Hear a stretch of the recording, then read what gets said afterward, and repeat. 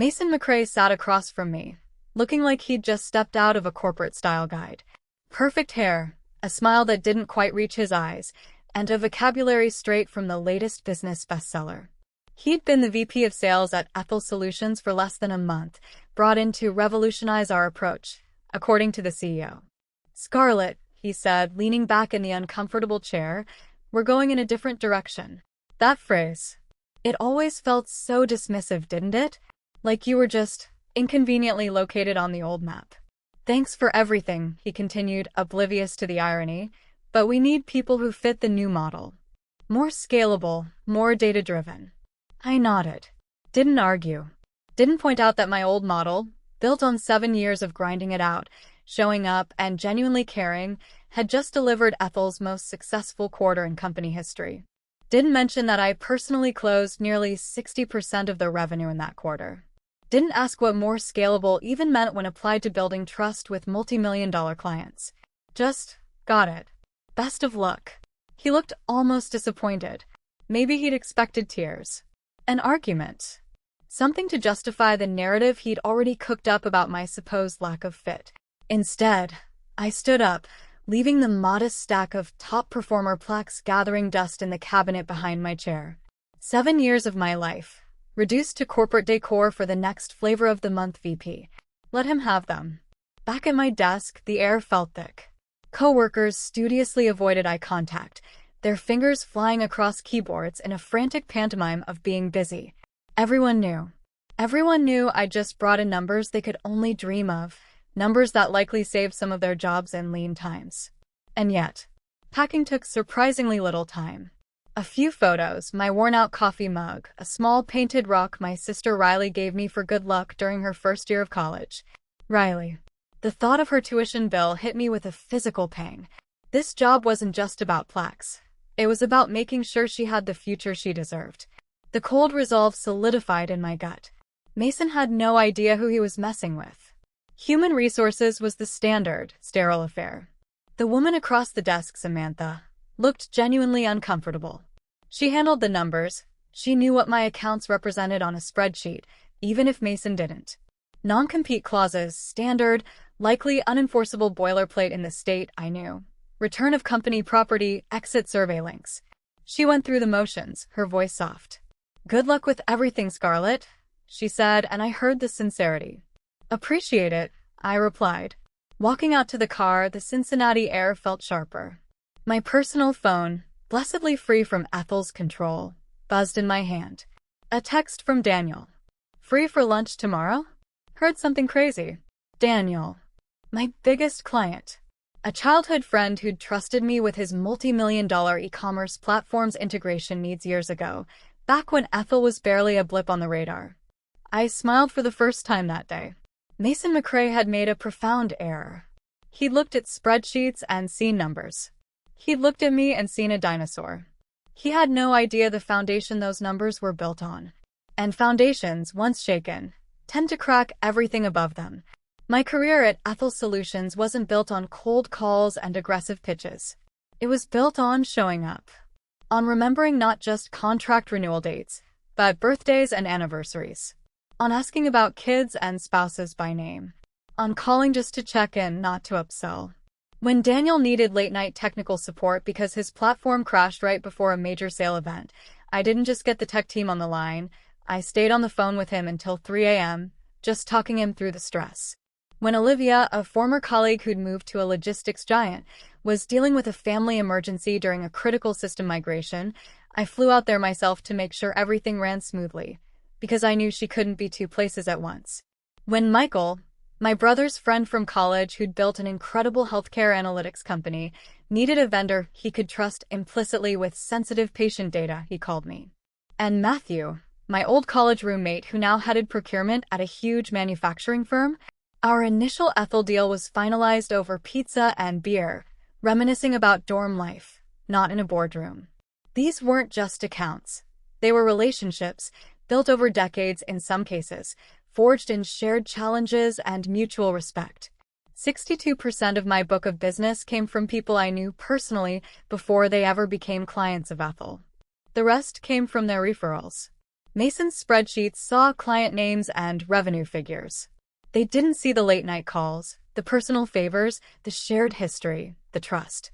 The first sign that something was fundamentally wrong arrived 3 months ago when Mason was introduced. The CEO, Samantha Murray, brought him in like a conquering hero from Silicon Valley. "He's going to modernize our sales culture," she announced at the quarterly meeting. "Make us more competitive, more agile." I'd heard the rhetoric before, usually from people who confused talking about sales with actually doing it. 2 weeks later, Mason held a mandatory sales team meeting. It was all about metrics, analytics dashboards, cold outreach quotas, and rigid script adherence. Relationships weren't mentioned. Collaboration wasn't mentioned. Understanding the client's business wasn't mentioned. Just numbers in, numbers out. Lily, one of our sharpest junior reps who genuinely admired the way I worked, leaned over to Jacob, our most cynical tenured guy, and whispered something that Jacob just responded to with a long, weary sigh. I knew exactly how they felt. Mason started holding one-on-ones with the junior team members, pointedly excluding the senior staff like me. He'd question my methods openly in team huddles, using buzzwords to imply my success was somehow outdated or unscalable. "Your approach is effective, Scarlett," he said once, arms crossed, "but it's not systematized. We need processes that don't rely so heavily on individual personalities." I remembered Jacob snorting quietly across the room. Mason didn't understand that the individual personality was the process. The most telling moment was when Mason invited himself to a dinner I had scheduled with Daniel. He dominated the conversation, interrupting Daniel repeatedly with corporate jargon, trying to demonstrate his strategic brilliance. Daniel, a CEO himself, looked visibly uncomfortable. Later, in the parking lot, Daniel pulled me aside. "That guy," he said, shaking his head. "He's going to be a problem for you, isn't he?" I shrugged it off, trying to downplay it, but my gut twisted. Mason didn't see Daniel, his company, his history. He saw a $sign and a metric to be managed. The signs were there. I just didn't want to believe anyone could be so foolish as to actively dismantle the very foundation of their success. I didn't need to make any calls after I got home that afternoon. My phone handled it for me. By 7 p.m., it was buzzing incessantly. Daniel's text was just the beginning. "Got an email introducing some new account manager? What's going on?" That was Michael. "Hey, heard some kid called claiming he's my new point person at Ethel. You okay? Everything all right?" Matthew. "Scarlett, honey, what in the actual hell is happening over there? Some smooth-talking 20-something just called me. Said he's taking over my account. After everything?" Olivia, her voice tight with indignation when I finally managed to answer her call. They let me go this morning, Olivia," I said, the words feeling surreal. Silence on the line. "Then, are you kidding me? After the quarter you just had? After the Banyan project? After you literally helped me through that family thing?" "New VP," I explained flatly. "Different vision. His vision better include finding a new logistics software partner, because I am not working with whoever this is," Olivia declared. "Did they even look at how much business you bring in?" "Apparently not enough," I said, a humorless laugh escaping me. "This is ridiculous," she fumed. "I'm calling Samantha." "Olivia, don't put yourself in an awkward position," I cautioned. "Scarlett, you've bailed us out of emergencies. You've been there during personal stuff. This isn't just business. It's personal," she insisted. That word. Personal. It echoed every relationship I had built. Over the next few hours, call after call, text after text flooded in. 18 clients. Every major account I managed. All reaching out because Ethel had sent out the standard, impersonal, introducing your new account manager email, and my clients, my friends, had immediately rejected it. They wanted to hear from me. They didn't care about Ethel's new structure or Mason's metrics. They cared about the relationship. I sat on my back deck, a glass of bourbon in hand, watching the Cincinnati skyline shimmer as dusk settled. The anger I'd expected never arrived. Instead, there was a cold, quiet clarity. Mason had made his mistake. He'd looked at numbers, not people. Revenue, not relationships. Calculated my worth based on some abstract corporate model, not understanding what I'd actually built. My phone buzzed again. An email this time. From Chloe Davis, VP of Sales at Ignis Global, Ethel's main competitor. We'd met at industry events, always cordial, professional rivals who respected each other's hustle. Heard the news. Unbelievable. Let's grab coffee this week? My treat. I didn't have to wonder how she'd heard. News travels like wildfire in our industry, especially news this astounding. As I got ready the next morning, something inside me shifted completely. The lingering loyalty to Ethel, the company I'd helped build from a small operation in a converted warehouse, evaporated. They hadn't just fired an employee. They'd severed connections they didn't even know existed. Connections that were the real value of their business.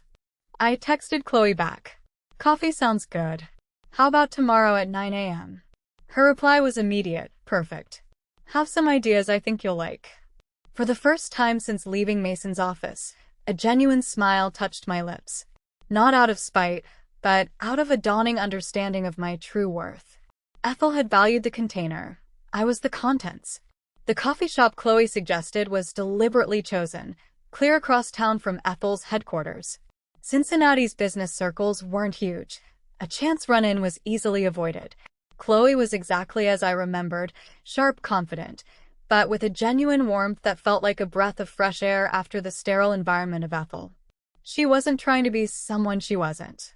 They're idiots, she said simply after we'd exchanged initial pleasantries. She didn't mince words. The entire industry is buzzing about it. When the top performer at a competitor suddenly becomes available, people notice. She took a sip of her coffee, especially when that person is responsible for half their revenue. I just shrugged. Ancient history, I guess. Not according to my phone, she countered, setting it down. It's been blowing up since yesterday. Guess who a disturbing number of former Ethel clients are asking about? That caught me off guard. My clients. Your clients, Chloe confirmed. And their network. Scarlett, you didn't just build a book of business. You built a network of trust across this city, this industry. People don't just like you. They trust you. That's rare. She slid a simple folder across the table. So here's what Ignis Global is prepared to offer. I opened it. Director of Enterprise Relationships. A team of 6 reporting to me. A base salary 30% higher than what Ethel was paying, plus an aggressive commission structure. The numbers were better than I could have imagined, especially just 24 hours after being fired. And Chloe added, full autonomy. Build your division the way you think works best. Focus on relationships, on long-term value.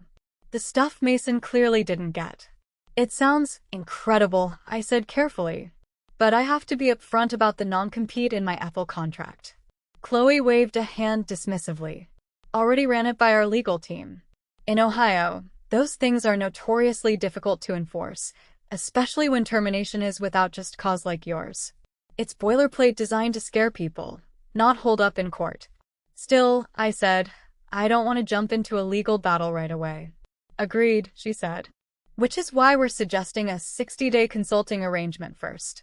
Gets you working, gets the ball rolling, and gives any potential Ethel legal grandstanding time to fizzle out.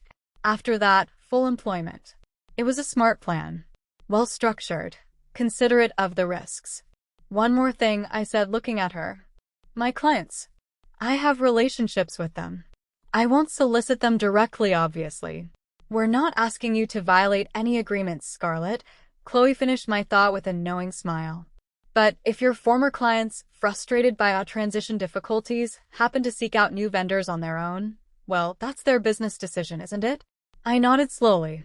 Exactly. I took a day to review the offer, talk it over with my family, carefully omitting the more dramatic details for Riley's sake, just telling her I had a very promising new opportunity. But the decision was already made. I signed the consulting agreement the following morning.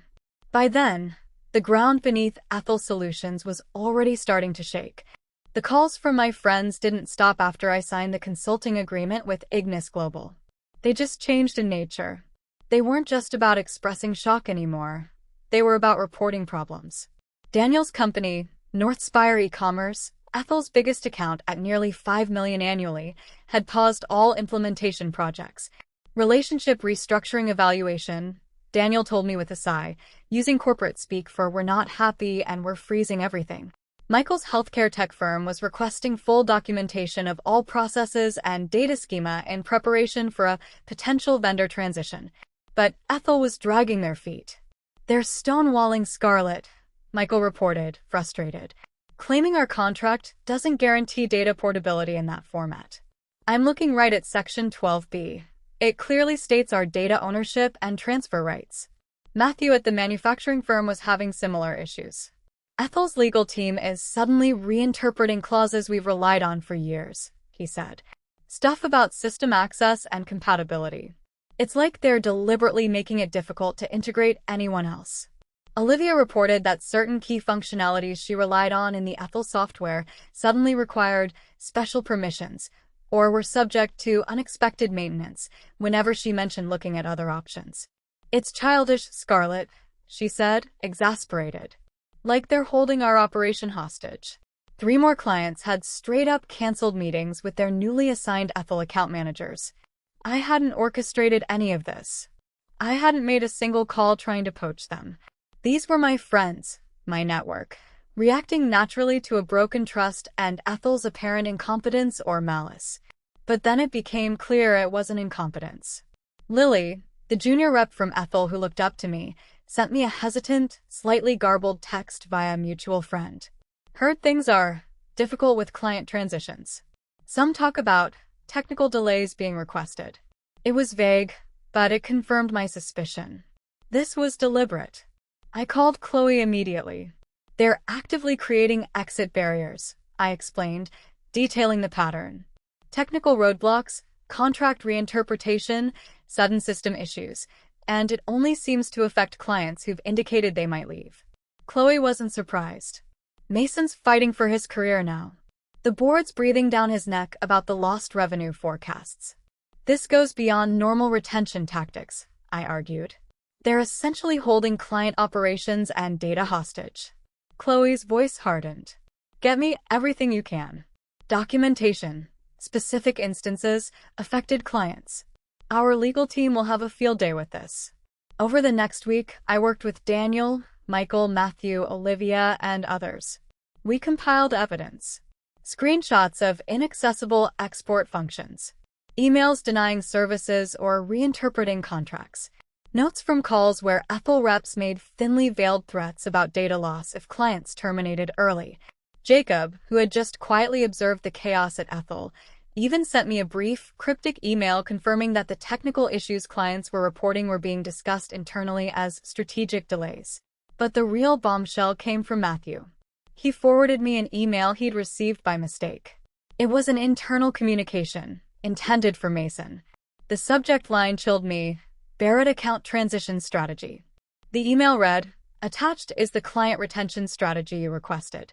We've identified technical dependencies we can leverage to delay transitions for the Barrett accounts. Legal believes we can stretch these maneuvers 3 or 4 months minimum before facing any meaningful penalties." Attached was a spreadsheet listing every one of my former clients, detailing specific technical and contractual hurdles assigned to each. It wasn't just Mason acting alone. It was systematic, coordinated, and clearly involved Aethel's legal and technical teams. It was malicious. I forwarded everything to Ignis Global's legal department. Their response was swift and forceful. This constituted tortious interference and potential violation of data protection laws. That night, I sat on my deck again, looking out at the city lights.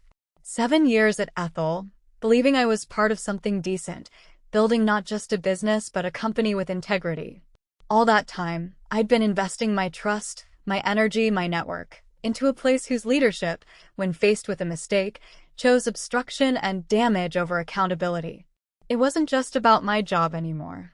It was about 18 businesses, many run by people I genuinely cared about, being actively harmed to cover one person's failure and a company's poor decision-making. My phone buzzed. A text from Chloe. "Legal team has what they need. Board approved the full offensive. You ready for this?" I texted back one word: yes. The cold clarity I'd felt before crystallized into something stronger. Resolution. Determination. Justice. Ignis Global's lawyers moved with precision. Within 48 hours of receiving the damning evidence, they drafted cease and desist letters. These weren't standard corporate formalities. They specifically detailed Ethel's obstructive tactics, citing contract violations, data protection laws, and unfair business practices, backed by the documentation we'd collected. But we didn't send them immediately. That was my call. We could fire these off tomorrow, Chloe said during our strategy meeting. Shut down their games right away. I shook my head. Not yet. I have a better approach. My plan was simple. Help my former clients help themselves. First, I finalized the detailed guide I'd started compiling, documenting every known tactic Ethel was using, technical delays, contract reinterpretation, administrative hurdles, alongside specific contractual clauses and standard industry practices that protected client rights. Nothing proprietary from Ethel, just general knowledge framed helpfully. I sent it out quietly to my core group of friends/clients. Next, I arranged a series of informal industry networking lunches. Small, casual gatherings at downtown restaurants with private rooms.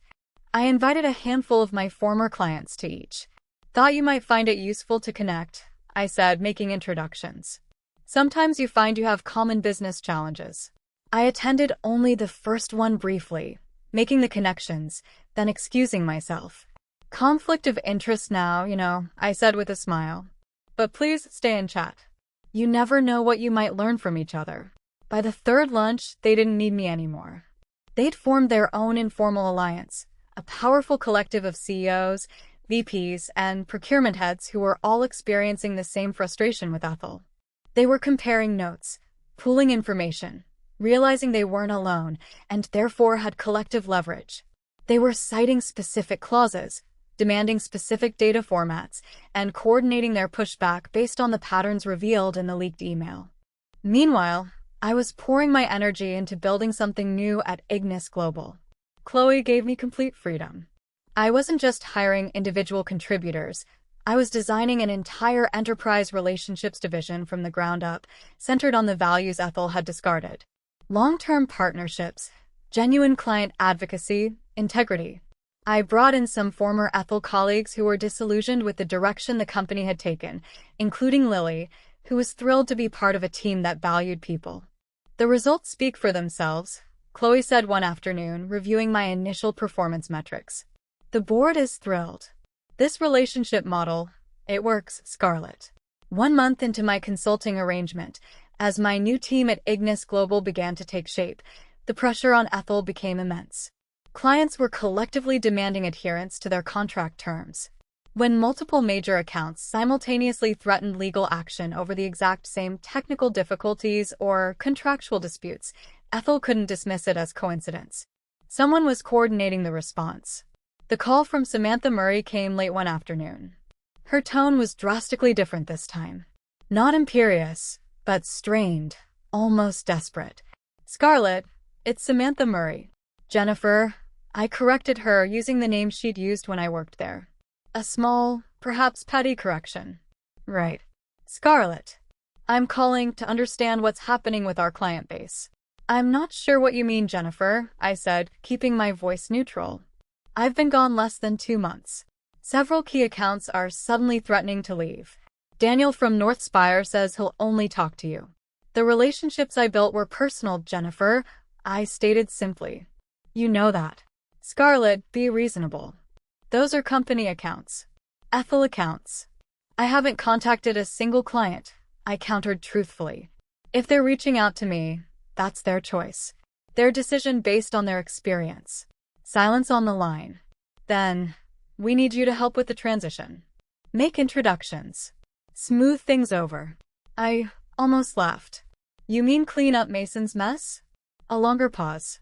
Mason has been let go. I'm sorry to hear that, I said, and genuinely meant it. Losing a job unexpectedly was something I understood all too well, regardless of the circumstances. We're prepared to make amends, Jennifer continued quickly. Full data portability for any client that wants it. No early termination fees. Clean transitions. Whatever they need. That sounds reasonable, I agreed. It was what my former clients deserved, what should have happened from the start. And we want to talk about bringing you back, Jennifer rushed on. Executive VP position. Direct board access. You'd oversee client relationships, report directly to me. That was unexpected. I considered it for about 2 seconds. The power, the compensation, it was tempting on paper. But the thought of returning to the environment that had so easily discarded loyalty and integrity made my stomach turn. I appreciate the offer, Jennifer, I said, but I've found where I belong. Another pause, heavier this time. I see. I hope you'll at least consider not actively poaching our clients. I don't need to poach what's already leaving on its own, I replied calmly. That's their decision. After I hung up, there was no gloating, no sense of victory, just a quiet confirmation. Ethel had valued the revenue, never understanding the human connections that created it. Now they were learning the difference the hard way. Within days of Jennifer's call, Aethel Solutions publicly announced an enhanced client transition program, promising everything Jennifer had offered me. They framed it as a proactive customer service initiative. Everyone in the industry knew better. By then, my new division at Ignis Global was thriving. We were attracting top talent, not just from Ethel but from other companies too, drawn by our focus on building genuine partnerships. Lily was excelling on my team, bringing fresh energy and insights. Jacob occasionally messaged me, shaking his head at the ongoing chaos at Ethel before the news of their struggles became public. Chloe stopped by my new, larger office late one evening. I was finalizing the mission statement for my division, a simple sentence about integrity and relationships. Heard Ethel lost 8 major accounts this week, she said, leaning against the doorframe, a hint of a smile playing on her lips. I kept typing. The market's always changing. And is it just coincidence, she pressed, that 6 of them signed with us today? I finally looked up and smiled. Must be our enhanced client transition program. She laughed. Well, whatever you're doing, keep doing it. The board's talking about a seat for you at the table by year's end. Executive Vice President. I nodded. The title was nice, a recognition of the value I brought. But it wasn't what mattered most. What mattered was building something that couldn't be broken by one person's poor decision or a company's misguided priorities. Something based on real connection. For myself, for Riley, for my team, and for our clients. 6 months after joining Ignis Global, I walked into our quarterly board meeting alongside Chloe and the rest of the executive team. The presentation I'd prepared was straightforward, focusing on the growth of my division, revenue projections that significantly exceeded targets, and client retention metrics that were nearly perfect. As I concluded, the board chair leaned forward. These numbers are impressive, Scarlett. 12 new enterprise clients in 2 quarters. Retention rate near perfect. What's your secret? No secret, I replied. We invest in relationships, not just transactions. We focus on being a partner, not just a vendor. The CFO spoke next. And the Ethel accounts. I count 14 of their 18 top clients have switched to us now. 15, Chloe corrected, sliding a folder across the table. Northridge Technologies signed this morning. A 9-year contract. Murmurs rippled around the table. To be clear, I added, we've never directly solicited Ethel clients. They've approached us. Usually, Chloe finished for me, after experiencing difficulties with their transition processes, which have been extensively documented, she added, patting another, thicker folder on the table. Our legal team has everything should Ethel ever want to pursue action. They wouldn't. Not with what we had. Not with their reputation already in tatters from the systematic obstruction. The room fell silent as the board chair reviewed the latest numbers, the sheer scale of the shift clear on the page. Finally, he looked up, his gaze settling on me. The board has reached a decision. We'd like to offer you the position of Executive Vice President of Strategic Relationships, effective immediately. I accepted with a simple handshake. No long speech, no elaborate celebration in the room. It felt right, a quiet culmination of everything. That afternoon, the press release went out. My phone immediately buzzed with a message from Daniel. Just saw the news. Congratulations, EVP Barrett. Knew you'd land on your feet. Moments later, my assistant knocked on my door. You have a visitor, Scarlett. Jennifer Murray from Aethel Solutions. She doesn't have an appointment. Samantha. I considered saying I was too busy. Decided against it. Send her in.